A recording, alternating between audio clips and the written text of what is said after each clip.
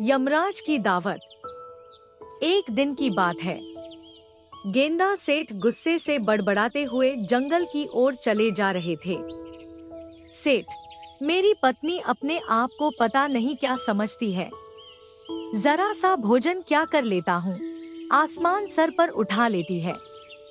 अब मैं गांव में नहीं रहूंगा, जंगल में ही रहकर अपना जीवन व्यतीत करूंगा। हाँ। अचानक गेंदा सेठ की नाक में ताजे फलों की सुगंध टकराई। सेठ, अरे, ये तो ताजे अमरूद और सेब की सुगंध है। वैसे भी घर से चलते हुए काफी दूर निकल आया हूँ। मुझे तो बहुत तेजी से भूख लगने लगी है, मैं क्या करूँ? गेंदा सेठ इधर उधर देखने लगे। तभी उन्होंने देखा कि एक साधु हाथों में फलों की टोकरी पकड़े हुए जाल में बंद था। सेठ, अरे, लगता है मुझे भूख कुछ ज्यादा ही लग रही है। जाल में बंद जानवर भी मुझे साधु नजर आने लगा। साधु, मैं कोई जानवर नहीं, साधु ही हूँ। सेठ, अरे साधु महाराज, ये तो आप ही हैं, लेकिन आप इस जाल में कैसे बंद हुए? साधु, ये किसी शिकारी की करतूत है। जरूर उसने ये जाल जंगली जानवर को पकड़ने के लिए फेंका होगा। सेठ, और गलती से इसमें आप फंस गए और शिकारी आपको ले जाकर क्या करेगा भला? आपको बाजार में कौन खरीदेगा? साधु, मूर्ख, बकवास बंद और मुझे इस जाल से आजाद कराओ। सेठ, जरूर साधु महाराज, लेकिन वो क्या है कि मुझे भूख बहुत लग रही है। आप उसके बदले में क्या अपनी टोकरी के सारे फल मुझे खाने को देंगे? साधु, क्या? ये तो बहुत सारे फल हैं। क्या तू सारे फलों को खा जाएगा? सेठ, साधु महाराज, आपके ये फल मेरी भूख तो नहीं मिटा पाएंगे।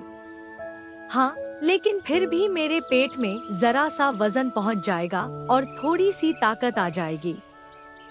साधु, ठीक है, जल्दी से मुझे इस जाल से आजाद कराओ। साधु की बात सुनकर गेंदा सेठ खुश हो गया और उसने उस जाल को जमीन से उखाड़ दिया। साधु आजाद हो गया। साधु, तो तूने मुझसे फल मांगे हैं, लेकिन तूने मेरी मदद भी की है। ये ले, ये सारे फल जाकर इन्हें आराम से बैठकर खा ले। सेठ, अरे साधु महाराज, इतने फल तो मैं खड़े खड़े ही निपटा लेता हूँ। इतना कहकर गेंदा सेठ सारे फल बड़ी फुर्ती से खा गया। साधु, लगता है तुझे भोजन से बहुत प्यार है। मांग, क्या मांगता है? सेठ, मुझे और क्या चाहिए? मुझे तो बस बहुत सारा भोजन चाहिए। साधु, भोजन के अलावा भी बहुत कुछ है। सेठ, आप तो बहुत पहुँचे हुए साधु लगते हैं।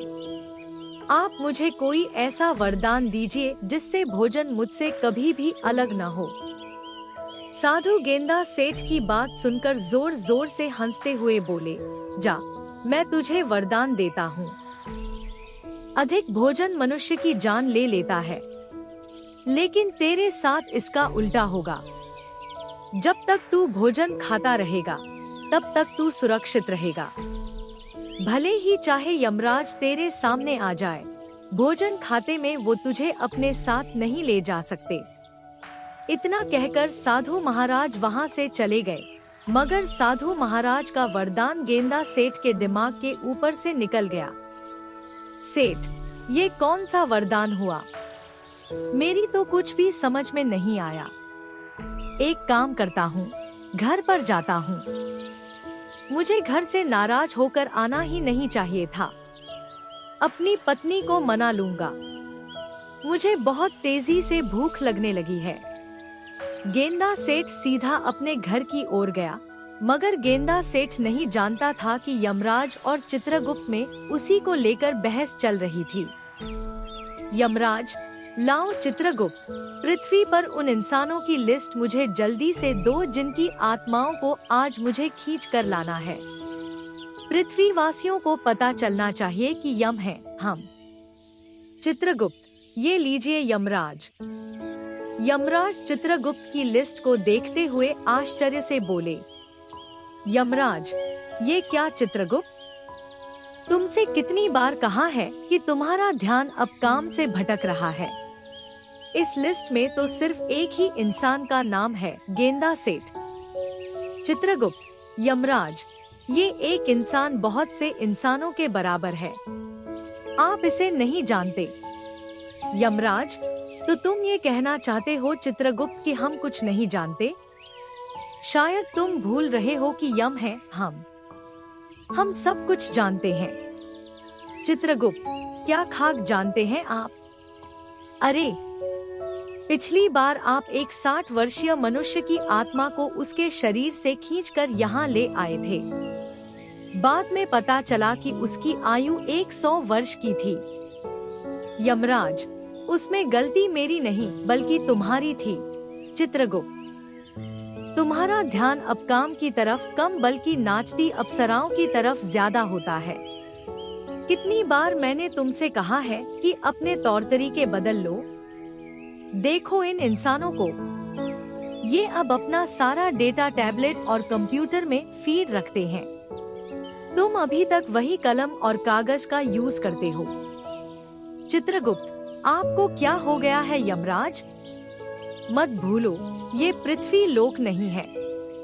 यमराज, पृथ्वीवासियों से कुछ सीखना चाहिए। इंसानों ने टेक्नोलॉजी में कितनी ज्यादा तरक्की कर ली है, तुम्हें कुछ अंदाजा भी है?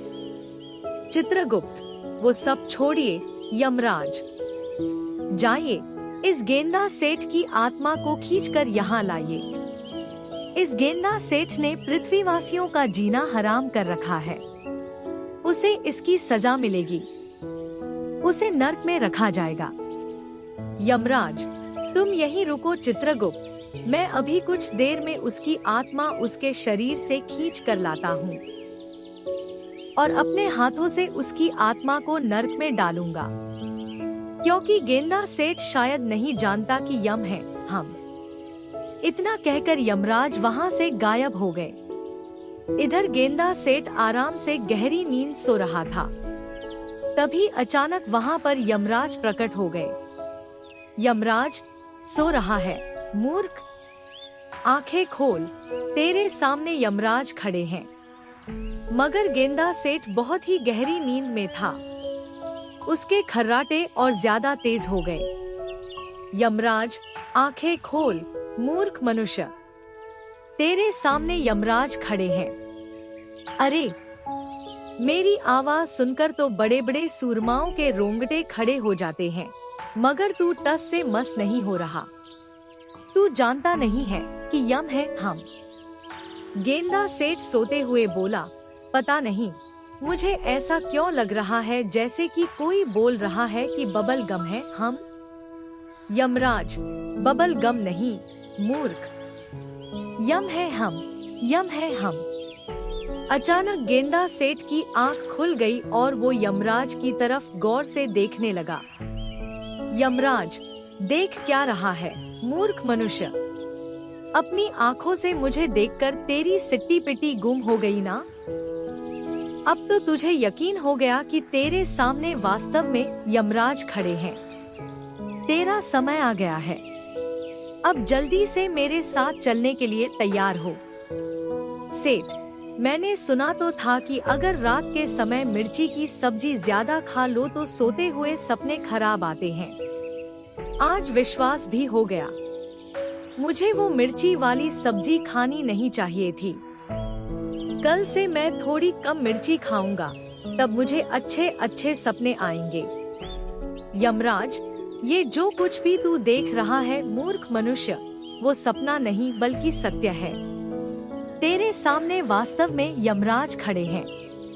इतना कहकर यमराज ने एक चांटा गेंदा सेठ के गाल पर जड़ दिया। सेठ, अरे, मेरे सामने तो वास्तव में ही यमराज खड़े हैं। यमराज, हाँ गेंदा सेठ, ये मैं ही हूँ यमराज। अब तुझे पता लगेगा कि यम है हम। गेंदा सेठ यमराज को देखकर रोते हुए बोला, मुझे मत ले जाओ यमराज। अभी मैंने इस संसार में देखा ही क्या है। यमराज, मूर्ख, इस संसार में तू पूरे 50 वर्ष बिता चुका है और मैंने सुना है कि इन 50 वर्षों में तूने 50,000 लोगों का जीना हराम कर रखा है। अब और लोगों को परेशान करना चाहता है। अचानक गेंदा सेठ के मन में उस साधु का विचार आ गया और वह मन ही मन अपने आप से बोला, उस साधु ने भी आज यमराज का ही जिक्र किया था। हो ना हो, वो पहुंचा हुआ साधु इस बारे में जरूर कुछ जानता होगा। मुझे उसके वरदान के बारे में गहराई से सोचना होगा। जरूर उसके वरदान में कुछ न कुछ छुपा हुआ है। गेंदा सेठ साधु के वरदान के बारे में गहराई से सोचने लगा और उसकी आंखों के सामने साधु के दृश्य घूम गए। साधु, जा, मैं तुझे वरदान देता हूँ। अधिक भोजन मनुष्य की जान ले लेता है, लेकिन तेरे साथ इसका उल्टा होगा। जब तक तू भोजन खाता रहेगा, तब तक तू सुरक्षित रहेगा। भले ही यमराज तेरे सामने क्यों न आ जाए, भोजन खाते वक्त वो तुझे अपने साथ नहीं ले जा सकते। गेंदा सेठ मन ही मन बोला, समझ गया, मुझे यमराज के सामने रोना नहीं चाहिए, बल्कि कोई योजना सोचनी चाहिए। गेंदा सेठ, जब आप मेरे सामने आ ही गए हैं यमराज, तो फिर आपके सामने मेरी क्या ही चल सकती है। लेकिन मेरे एक प्रश्न का उत्तर तो आप दे ही सकते हैं ना? यमराज, मैं एक प्रश्न का उत्तर नहीं, बल्कि सैकड़ों प्रश्नों के उत्तर दे सकता हूँ, क्योंकि यम है हम। गेंदा सेठ, मैंने सुना है ईश्वर दूसरों को भोजन खिलाने से बहुत प्रसन्न होते हैं। क्या ये सत्य है? यमराज, बिल्कुल सत्य है। गेंदा सेठ, तो फिर क्या आप मुझे भोजन नहीं खिलाएंगे? मुझे बहुत तेजी से भूख लगी है। यमराज, मुझे देखकर लोगों की भूख मर जाती है। पहली बार ऐसे इंसान को देख रहा हूँ जिसके सामने यमराज खड़ा है और उसे भूख लग रही है। मैं तेरी आखिरी इच्छा को अवश्य पूरी करूँगा, क्योंकि तूने मेरे सामने ईश्वर का नाम लिया है और तू तो अब समझ ही गया होगा कि यम है हम। इतना कहकर यमराज ने अपनी गदा सामने की ओर कर दी। गदा में से सफेद रंग की किरणें फूटने लगी और गेंदा सेठ के सामने एक से एक लजीज व्यंजन रखे हुए थे। यमराज, ले खा ले आखिरी भोजन, उसके बाद तुझे मेरे साथ चलना ही होगा। गेंदा सेठ, एक शर्त पर मैं इस भोजन को हाथ लगाऊंगा। अगर मेरा इस भोजन को खाकर पेट भर जाएगा, तभी आप मेरे शरीर से मेरी आत्मा खींचोगे, भूखे पेट नहीं। क्या ये वादा करते हो आप? यमराज, अरे, तेरे सामने 20 व्यक्तियों का भोजन रखा है, मूर्ख मनुष्य। फिर भी मैं वचन देता हूँ, क्योंकि यम है हम। यमराज की बात सुनकर गेंदा सेठ के होठों पर रहस्यमयी मुस्कान आ गई। गेंदा सेठ कुछ ही देर में सारा भोजन चट कर गया। गेंदा सेठ, मेरा कुछ भला नहीं हुआ यमराज। यमराज ने उससे भी अधिक भोजन उसके सामने रख दिया। देखते ही देखते गेंदा सेठ ने वो सारा भोजन भी खा गया। गेंदा सेठ, थोड़ा और लाइए यमराज। यमराज, तूने मुझे क्या अपना गुलाम समझ रखा है? मैं यहाँ तेरी आत्मा खींचने आया हूँ, तुझे भोजन कराने नहीं। गेंदा सेठ, लेकिन आपने तो वचन दिया था। यमराज, अब मैं तेरे सामने इतना अधिक भोजन रखूंगा जिसकी तूने कल्पना भी नहीं की होगी, मगर इसके लिए मुझे कुछ देर के लिए यहाँ से जाना होगा। इतना कहकर यमराज वहाँ से गायब हो गए। तुरंत चित्रगुप्त के पास पहुँचे। चित्रगुप्त भोजन कर रहा था। चित्रगुप्त, यमराज, आप खाली हाथ आए हैं? गेंदा सेठ की आत्मा कहाँ है? यमराज, सवाल मत करो चित्रगुप्त, सवाल करने का अधिकार सिर्फ हमारा है, क्योंकि यम है हम। हम यहाँ से बहुत सारा भोजन ले जाने के लिए आए हैं। यमराज ने चित्रगुप्त का और वहां रखा सारा भोजन लेकर गेंदा सेठ के सामने रख दिया। यमराज, अब देखता हूँ तेरा पेट कैसे नहीं भरता। गेंदा सेठ आराम से फिर से भोजन करने लगा, मगर अब वह धीरे धीरे भोजन कर रहा था और यमराज को यही बात सबसे ज्यादा विचलित कर रही थी। तभी यमराज के कानों में चित्रगुप्त की आवाज टकराई, यमराज, इसने आपको मूर्ख बना दिया है। कितनी बार कहा है आपको कि अपने काम पर ज्यादा ध्यान दीजिए, ना कि इस बात पर कि यम है हम। अरे, पृथ्वी लोक पर इस भुक्कड़ का पेट कोई नहीं भरवा सकता और आप यहाँ का भी सारा भोजन ले गए। सभी अप्सराएं भूखी बैठी हुई हैं। यमराज, तो फिर तुम ही बताओ चित्रगुप्त, मैं इस स्थिति में क्या करूं? मैंने इसे वचन दिया है, मैं तो फंस चुका हूँ। चित्रगुप्त, अरे, वचन के बाद ईश्वर से क्षमा मांग लेना और इसकी भोजन करते ही प्राण खींच लो। यमराज, शायद तुम सही कहते हो, मुझे इस मनुष्य ने मूर्ख बना दिया है। इसे इसकी सजा जरूर मिलेगी, क्योंकि शायद यह अभी तक नहीं जानता कि यम है हम। यमराज ने जैसे ही अपनी गदा से गेंदा सेठ के प्राण खींचने की कोशिश की, तभी उनकी गदा उल्टा यमराज के ही सिर पर पड़ गया। यमराज, ये कैसे संभव हो सकता है? ऐसा पहली बार हुआ है कि मेरी गदा मेरे ही सिर पर पड़ गया। यमराज क्रोधित होकर गेंदा सेठ की ओर देखकर बोले, मुझे बता मूर्ख मनुष्य, तेरे प्राण मैं क्यों नहीं खींच पा रहा हूँ? गेंदा सेठ, आप मेरे प्राण चाहकर भी नहीं खींच सकते यमराज, क्योंकि मुझे वरदान मिला हुआ है कि भोजन करते हुए यदि मेरे सामने यमराज भी आ जाए, तब भी वे मुझे अपने साथ नहीं ले जा सकते। यमराज, वरदान? जहाँ तक मैं जानता हूँ, तूने तो सिर्फ लोगों को परेशान किया है। आखिर तुझे वरदान किसने दिया? गेंदा सेठ, एक साधु ने मुझे वरदान दिया है। यमराज, आखिर वो साधु तुझे वरदान देने वाला होता कौन है? वरदान देने से पहले उसे मुझसे पूछ तो लेना चाहिए था। गेंदा सेठ, साधु महाराज वरदान देने से पहले आपसे क्यों पूछेंगे? तभी वहाँ पर वही साधु प्रकट हुए और मुस्कुराते हुए यमराज से बोले, क्या हुआ यमराज?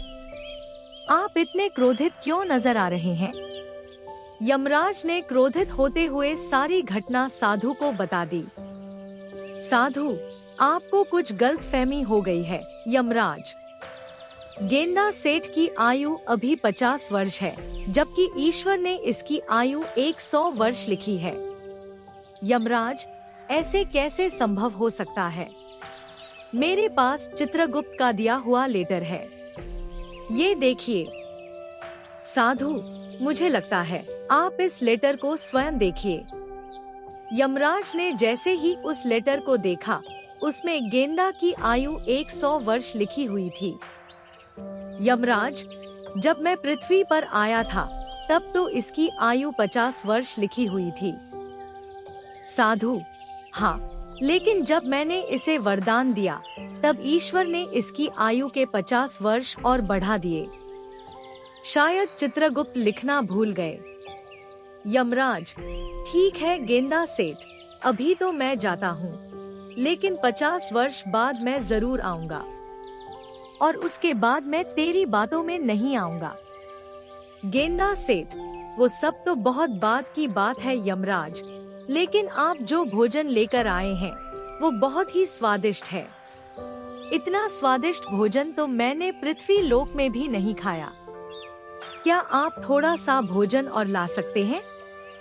गेंदा सेठ की बात सुनकर यमराज क्रोधित हुए और वहां से गायब हो गए।